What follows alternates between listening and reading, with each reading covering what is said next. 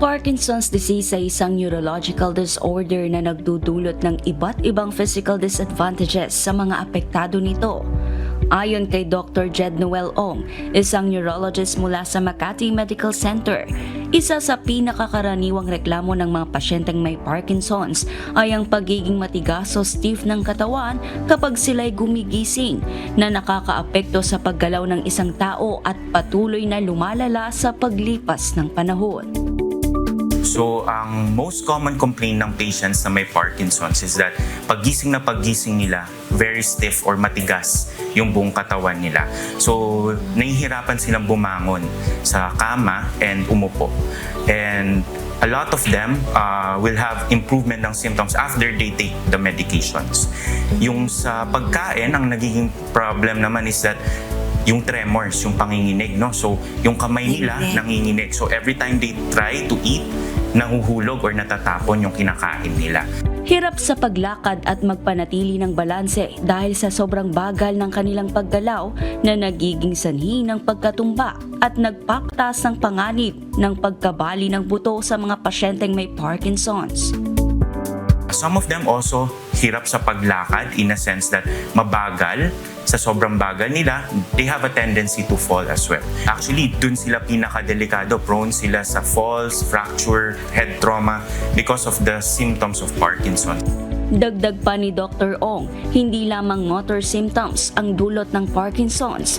Mayroon din itong mga non-motor symptoms kagaya ng constipation na madalas na nararanasan ng mga pasyente bago pa lumabas ang iba pang sintomas gaya ng tremors at stiffness.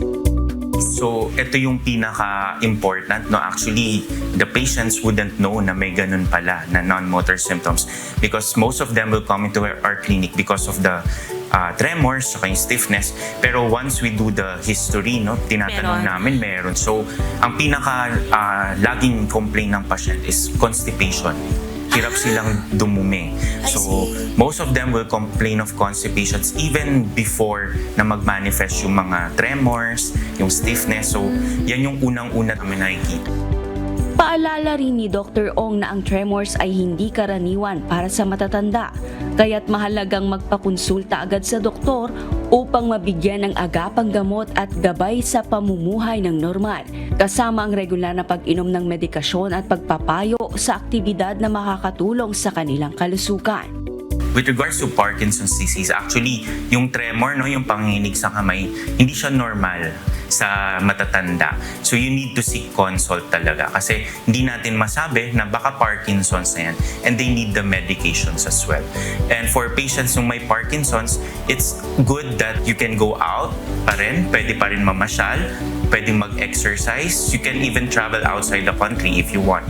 Just take your medications regularly and consult your doctors.